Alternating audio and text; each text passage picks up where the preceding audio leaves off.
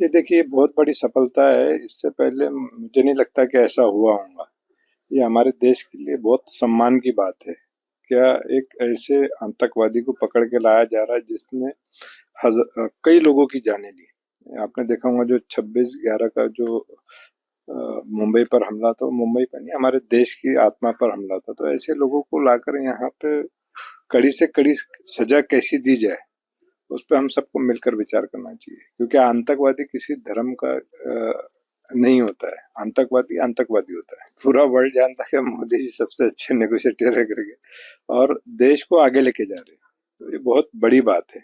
देखिए अभी पूरी दुनिया, पूरा वर्ल्ड जान रहा है कि भारत अभी बहुत ताकतवर देश बनने जा रहा है। तो इसके लिए बहुत मददगार साबित होंगे, और आगे चल के ऐसे ही जो हमारा भारत है वो सुपर पावर बनेगा। देश में एक नारा चलता, मोदी जी है तो मुमकिन, एवरीथिंग इज पॉसिबल। सब कुछ मुमकिन है, मोदी जी करा सकते हैं, बिल्कुल कोई डाउट नहीं। ये बड़े गौरव की बात है कि अमेरिका जैसा देश हमारे भारत के साथ खड़ा है चीन के विषय पे। नहीं तो जनरली होता था कि फिर बस बातचीतें चलती थी, लेकिन इस बार एक अच्छी पहल हो रही है।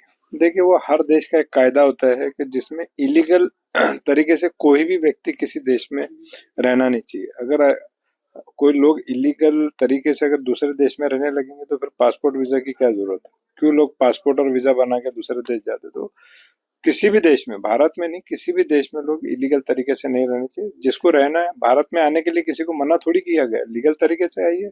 भारत सबके लिए बाहें फैला के खड़ा है। देखिए अब ये बांग्लादेश का जो इशू है वो मुझे नहीं लगता कि मोदी जी के लायक, क्योंकि मोदी जी अभी बहुत बड़े हो गए हैं।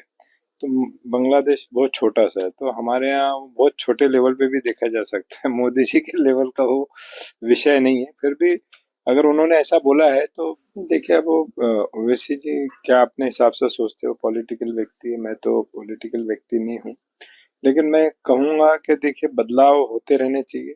हाँ, अगर उसमें कुछ त्रुटियां है तो समस्त मुस्लिम समाज ने सामने बैठकर बात करना चाहिए और बताना चाहिए कि भाई इस में ये प्रॉब्लम है, इससे हमको दिक्कत है। आज तक अगर आप देखो, देखिए जो वक्फ बोर्ड का जो कायदा है वो 95 के पहले नहीं था, बनाया लोगों ने अपने फायदे के लिए।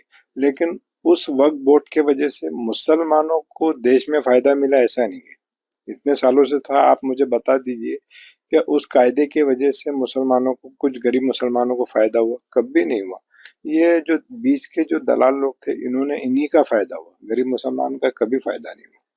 तो डेफिनेटली अगर सरकार ने कुछ गरीब मुसलमानों के बारे में सोचा है तो अच्छा। और यहाँ की जो सरकार है, सबका साथ सबका विकास सबका विश्वास वाली, तो वो भी चाहते हैं कि भाई मुसलमानों का भी विकास हो।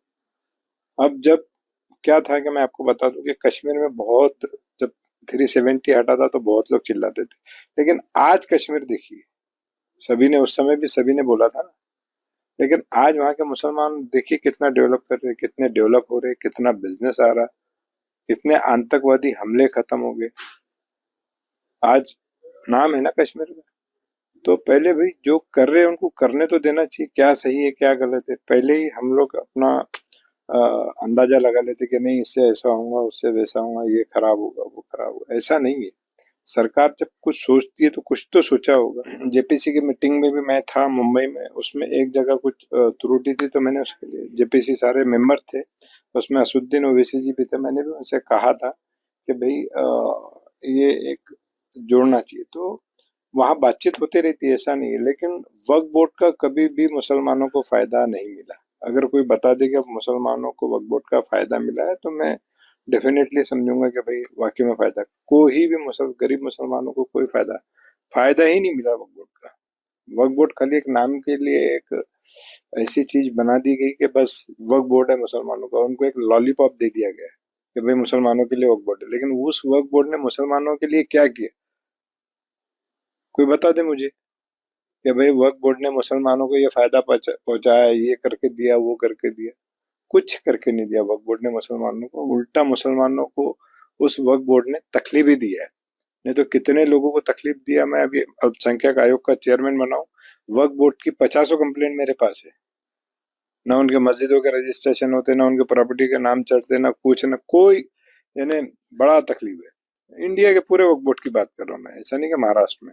तो वक्फ बोर्ड का फायदा मुसलमानों को कभी मिला ही नहीं, जबकि फायदा ये मिलना चाहिए था वक्फ बोर्ड का क्या जो खुदा की राह में जिन लोगों ने अपनी जमीनें दान की थी, जो गरीब मुसलमान है, जो बीपीएल से नीचे है, जो मुसलमान, उन मुसलमानों को वहां पे वो जगह देनी चाहिए थी। वो क्यों सरकार के स्कीम में या तुम्हारा प्रधानमंत्री आवास योजना में रहने के लिए जाए? जब उनकी खुद की लैंड थी तो भाई वो लैंड उनको अलॉट कर दो। वक्फ बोर्ड को पावर भी था 30 साल का लीज देने का, 90 साल का लीज देने का, लेकिन नहीं दिया उन्होंने। कहाँ किसी गरीब मुसलमान को बताइए कहीं लैंड दी? लैंड वो ऐसे लोगों को दी गई, पॉलिटिकल लोगों को दी गई। उसके बाद जो बड़े मियार वाले लोग थे उनको लैंड दी गई वक्फ बोर्ड की। गरीबों को कभी वो वक्फ बोर्ड की लैंड दी नहीं गई। वो वक्फ बोर्ड खाली इसीलिए बनाया गया था, वो बिजनेस करने के लिए बनाया गया था। गरीबों को इसका फायदा नहीं हुआ। अगर आप मेरे को बता दो कि इंडिया में, मैं पूरे महाराष्ट्र की नहीं इंडिया की बात कर रहा हूँ, कि वक्फ बोर्ड का फायदा किसी गरीब को अगर हुआ, तो ऐसे 25-50 गरीब लाके आप खड़े कर दीजिए कि इनको वक्फ बोर्ड का फायदा हुआ। कभी नहीं हुआ, कभी उन्होंने दिया ही नहीं। और वक्फ बोर्ड में जितने भी जो लोग आते हैं वो बस अपना काम करने के लिए आते हैं। फायदा मिला कहाँ वक्फ बोर्ड का मुसलमान, गरीब मुसलमानों को?